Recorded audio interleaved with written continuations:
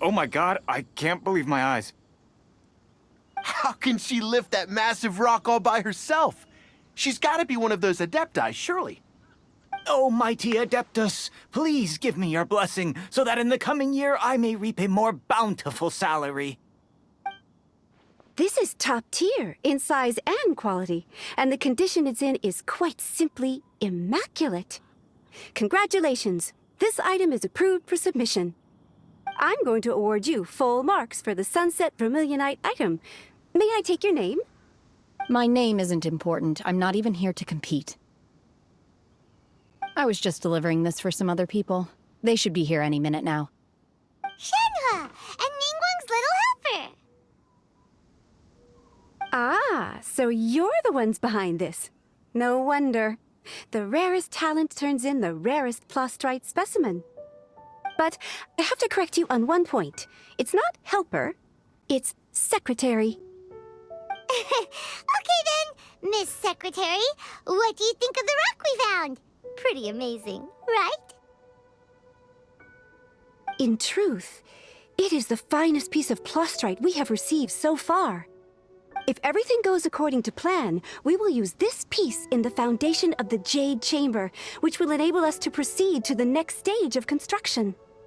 As a side note, Lady Ningguang has rented some dwellings in the nearby area to serve as accommodations for the contestants. If you need a place to rest, you are welcome to stay there. Now, please excuse me. As you can see, there is still a lot of work to do on the building site. Shenhe, Shenhe, just now on the way over, pretty much everyone was singing your praises. Oh, really? What kind of reaction is that? So strange. Aren't you happy about it? Whenever Paimon gets praised, Paimon can't help but hold their head up high and break into a big smug smile. I've had similar compliments before. They call me an adeptus, treat me with great deference and respect, as if I'm set apart from the common folk. Yeah, 'cause that's how adepti are. At least the ones we've met are pretty unique and reclusive, too. Way different than normal people. But I am not... Shenhe? I'm fine. I've been exerting myself quite a lot ever since we set foot in that abode. I'm just a little fatigued. Well, Baiwen said that there are some makeshift hotels we can use, right? Let's go check in and take a rest. No need. I simply need to find myself a secluded place in the wilderness to sit and meditate in silence. You can't do that. It's dangerous out in the wild on your own. When you're hungry, you go eat something tasty. And when you're tired, you go lie down in a nice, comfy bed. All right? Seriously, don't punish yourself like this. Okay. If you insist. Great! Now we're talking. Let's head to our hotel.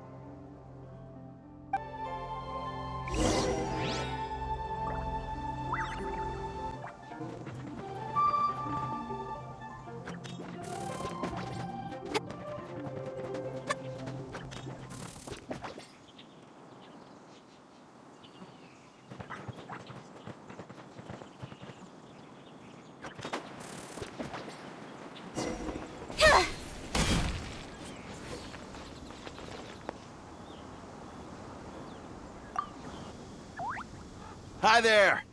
Checking in, are we? You're just in time. We only have 2 rooms left. Since this was chosen as the building site for the new Jade Chamber, we've had a constant stream of people in this area. And not just workers either. Visitors, business people, tea sellers, all sorts. So, Business is booming for me today. Very few vacancies. You're lucky you got here when you did. Great! One of your rooms is still being cleaned. I guess it should be ready within the hour. The other room is just through the door on the left. Here are your keys. All right. Hope you enjoy your stay. Please excuse me, I'll leave you to it. Shenhe, you should go get some rest. We'll hang around outside until the other room's ready. Paimon's gonna go see if there's anything good to eat around here. Paimon couldn't help but notice one of the guests walk in with a huge grilled chicken drumstick before. Let's buy one for Shenhe, too. She can have it as a midnight snack. Or save it for breakfast tomorrow.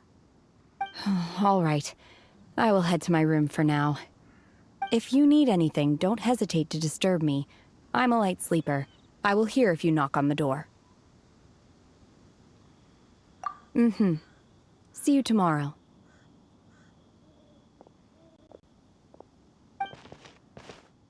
Hey! Isn't that Cloud Retainer? What's she doing here? Let's go and say hi.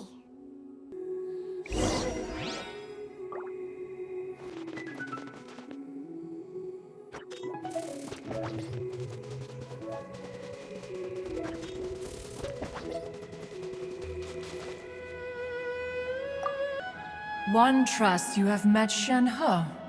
So, are you getting along quite well? So far, so good. Yeah. So, you know Shenhe too, Cloud Retainer? Naturally. Save for Ganyu, who spends the majority of her time in Liyue Harbor. All the Adepti living today are acquainted with Shenhe to some degree. Cool. So, what's her adeptus name anyway? Calling her Shenhe feels kind of friendly, but also kind of disrespectful. So Paimon's thinking maybe it'd be better if we called her by her adeptus name instead. Her Adeptus name? Why, pray tell, would Shenhe have an Adeptus name? Don't all adepti have a special title they go by? On this latter point, you are correct. However, Shenhe is human. Oh, right. Wait, what? What? You knew already? So is Paimon the only one who didn't know? Do you mean to say that she presents differently from ordinary human beings? Well, to start with, her problem-solving methods are extremely direct. Ah, yes. She was like this all those years ago when one first met her. In this respect, she has not changed. One first found Shenhe by chance in a cave. One was passing by and sensed the presence of a god's remains. Being of an ever-vigilant disposition, one entered immediately to inspect the scene. Inside was Shenhe, then aged around 6 years old.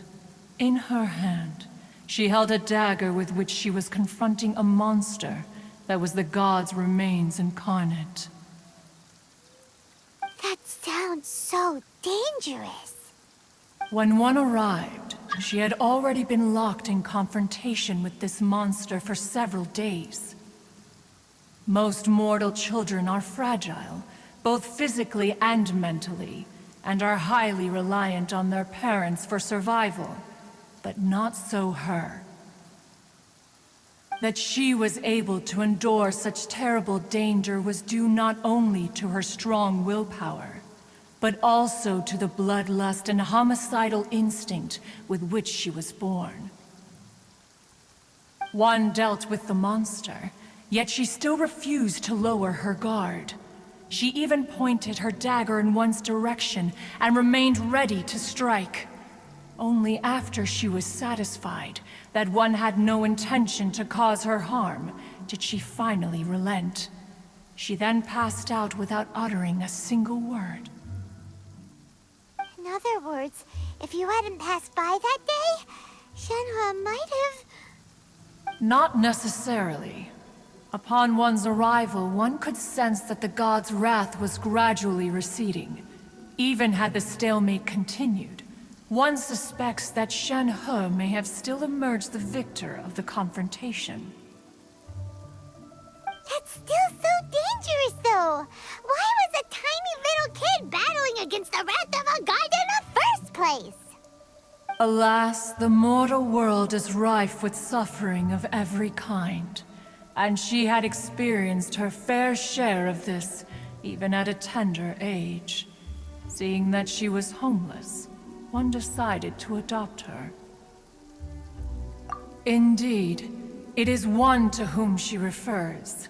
Shenhe has an extraordinary constitution, making her well adapted to practicing the Adepti arts. All the Adepti cherished her talents, and so we were willing to train her. However, her homicidal urges did not subside with age. Rather, they grew stronger day by day. Mooncarver once performed a divination for her. He declared that her fate is to bear the curse of calamity. Consumed by malevolent energy, she is prone to bring harm to those around her. Such is the magnitude of the danger this poses, that her soul must be bound with red ropes to keep her homicidal instinct at bay. The red ropes have indeed served to keep her calmer and more content. They also seem to have rendered her somewhat inexpressive. Perhaps the red ropes are so powerful that they have suppressed some of her other emotions as well.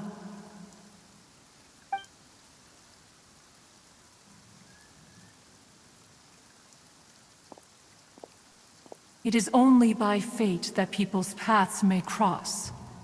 Now that Shenhe's path has crossed with yours, please be sure to treasure the gift that fate has given you, and take good care of her. Oh, now Paimon gets it. You came out here to check up on Shenhe because you were worried about her, didn't you? Huh. You dare draw such a facile conclusion on the nature of one's present excursion? Incorrect. The truth is that while Liyue Harbor may seem peaceful today, danger is always lurking in the shadows. Ningguang once made a bold assertion that this is to be the era of the contract between Liyue and the humans. Well, one is most curious to observe how she will respond to the coming storm. If she handles it admirably, one is willing to be a witness to her achievements. But if she does not, the Adepti shall not hesitate to seize control. Let us conclude our conversation here for today. One has occupied enough of your time, and night is approaching. Be sure to get ample rest.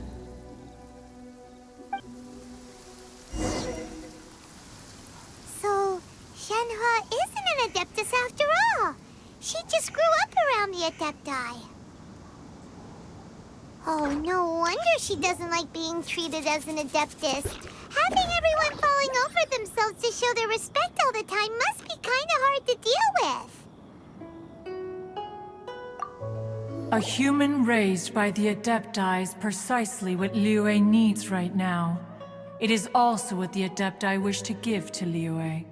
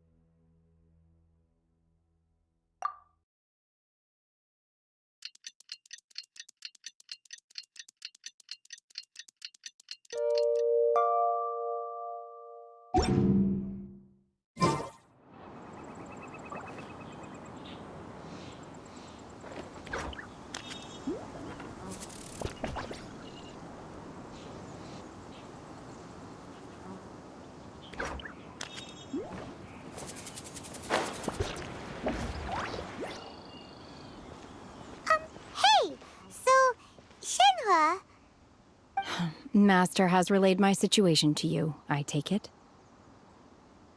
Oh? How did you know? I'd intended to wait until you came back before going to sleep, but I didn't hear you come in. I was worried that something may have happened to you, so I went outside to check and caught sight of my master. On top of this, you have been acting very strangely around me this morning, causing me to suspect that my master must have told you everything about me. After all, Master is... Sorry, Shenhe. Paimon had you down as an adeptus this whole time, but it turns out Paimon was wrong. It's okay. I don't mind. The fault is mine for not explaining everything to you sooner, because in my experience, trying to explain is a futile pursuit. Still, though you mistook me for an adeptus, you never treated me as distant and unapproachable. Instead, you treated me as you would a friend. For this, I am very grateful indeed. To be fair, we've met our fair share of real adepti, too. Anyway, now it's settled. From now on, you're our friend. Whether you're an adeptus or a human isn't the important thing. First and foremost, we're just plain old friends. Got it. Although I don't know quite what it entails in terms of what I have to do, I must say I like the title, Friend, very much indeed. Great! Well, now that we're all rested up, we should start searching for the other 2 items on the list. But before we do that, let's go to the building site and ask Ningguang's little helper how the progress is going. After all, Sunset Vermillionite is so rare. Paimon doubts many competitors will really be able to find any. If it turns out some of them have given up already, we'll be able to take things a little more slowly. Oh, and another thing. We bought some grilled chicken drumsticks on the way back last night. There was a place just outside. Here's one for you, Shenhe. Try it! They're so good. I concur. It has a rich flavor, far more agreeable than those I've cooked for myself in the wilderness in the past.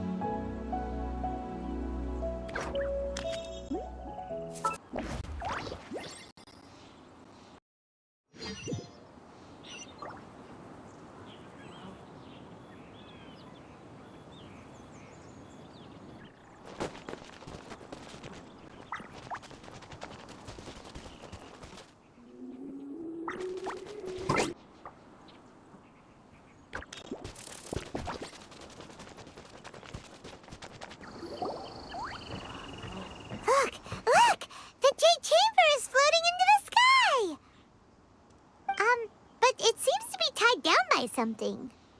That's because it's not finished. Hey, Baiwen! And hey! People Paimon doesn't know? Given the enormous scale of the Jade Chamber, we split the construction work into 2 phases to make sure the structure remains balanced. Before we find some suitable plastrite, we build the Jade Chamber's keel at ground level. Once the plastrite is ready, we place it into the keel and let the partially constructed Jade Chamber rise up to the height of the surrounding mountain peaks. The remainder of the construction work is then carried out at that altitude. Once everything is ready, we release the iron tethers and allow the Jade Chamber to rise to its target altitude. Miss Baiwen, we've brought some new materials to submit. One moment, I'll be right there. The construction work has only been able to progress this rapidly thanks to the plastrite provided by you. Lady Ningguang is most grateful and looks forward to seeing more of your work.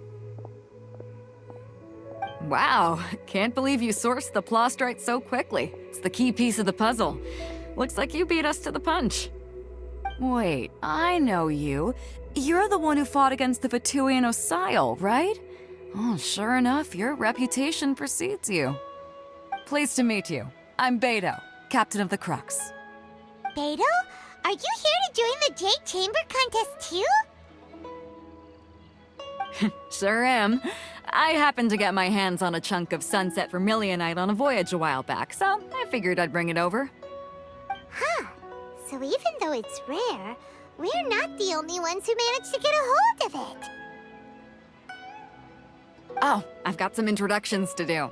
This is the renowned Miss Yoon, or Yoonjin, probably the most famous figure in the Liyue opera scene. Greetings. These two are Paimon and the Traveler. I'm sure you've heard of them before. And this is... sorry, I'm not sure we've met. Shenhe. I am their... friend. Good to meet you. Well, from today on, I guess all of us are friends. Miss Yoon is also here for the contest. Turns out she needed to borrow a boat, so we came together. It's an honor to finally meet you both. I've heard much about you. Miss Shenhe, though we are only meeting for the first time, I have a feeling that we will get along very well indeed. To be honest with you all, I am in great need of this opportunity to ask Lady Ningguang a question. That's why I joined the contest. Thanks to my father's connections, I was able to acquire a specimen of the plastrite required. Fortunately, it was approved for submission, despite being a little on the diminutive side. Wow. So it looks like the three of us are competitors now. Excuse me for prying, Miss Shenhe, but are you competing as well? No, I don't have any questions for Ningguang. I just wanted to help him win. In that case, I have a proposal to make. Lady Ningguang said that the first 3 contestants to procure all 3 materials will be awarded the chance to ask a question. Well, there are 3 teams here. We can split the prize between us. Instead of competing against each other, we could work together to secure the top 3 places between us. What do you think? Sounds great, but how does that change things exactly? I think I see where you're going with this, Miss Yoon. The plastrite was the most difficult item to source by a long shot. Luckily, all 3 of us managed to get our hands on it. The 2 remaining items aren't quite so rare, so as long as one of us finds a way to source it, the other 2 can hop on the bandwagon. How'd I do? Is that what you had in mind? Precisely. Huh. Interesting approach. Okay then. All right, I'll go first. I have some leads on these wonder cores. From what I've heard, the core itself is really not that difficult to make. The hard part is getting hold of the ore used as raw materials. I'm gonna head back to the ship and ask Suling if he's heard of them. You guys... We will head into town and seek advice from Master Zhang of Hanfeng's Ironmongers. Thoughts? Wonderful. We'll split into teams then, and whoever makes progress first brings all of us a step closer to victory. I'm gonna take off. See you later. Okay, let's go! By the way, what question are you gonna ask Ningguang Yunjin? I'm looking for a venue to host the performance of our new opera. Lady Ningguang has excellent judgment, so I would like to hear her opinion. Ooh, what's the opera called? Paimon wants to go see it. The opera is a labor of love by my father. He wrote it based on a popular urban legend about an evil spirit and an adeptus. It's called The Divine Damsel of Devastation.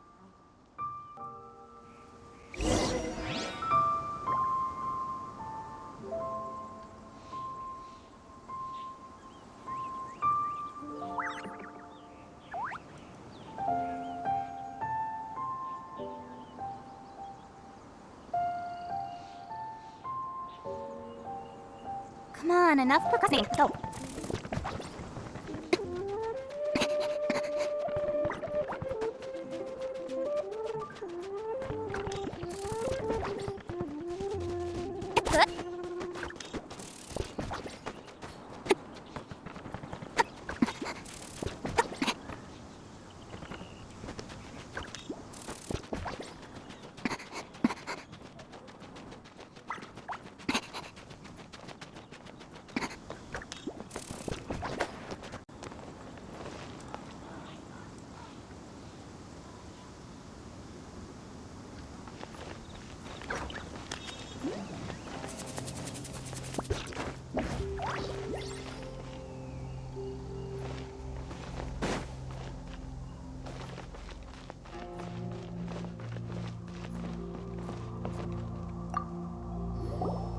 The next step is to build the pavilions on the upper layer while we wait for the wonder cores in the adepti sigils.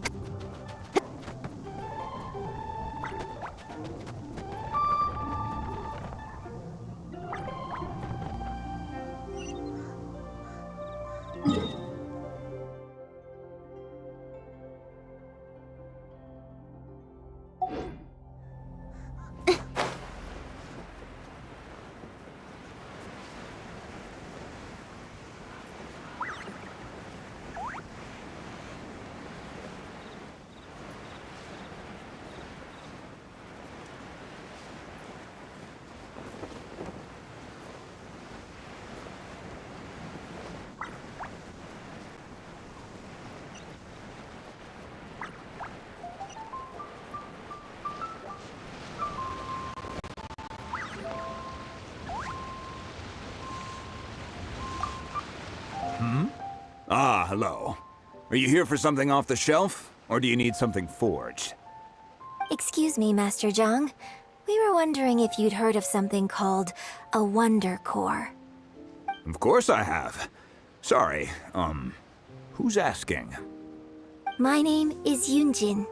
Perhaps you don't know me, but I believe that you forged some weaponry for my father in the past, for stage use. Yunjin? Stage use? Oh, so you must be Miss Yoon. Sorry, my brain's finally caught up. It's not used to doing much beyond bashing a hammer all day. Everyone's heard of you, Miss Yoon. Even folks who don't make it to the opera all that often. Like myself. So, you're here to ask about Wonder Cores, huh? As it happens, I do know how to make them. Matter of fact, I made some for Lady Ningguang back when she was building the original Jade Chamber. The types of ore needed to make Wonder Cores are a little hard to come by. Lady Ningguang supplied them herself last time. I don't suppose you've brought any yourselves? No, we were gonna ask you what kinds of ore we need. Sure. Well, you'll need two kinds. Star Splinter Iron and Subrosium. If I remember correctly, Lady Ningguang sourced her Star Splinter Iron from the Mount Tianheng area. They say it resonates with visions. It could take some work, but if you stick with it, you'll find some eventually. As for the Subrosium, though, that's trickier.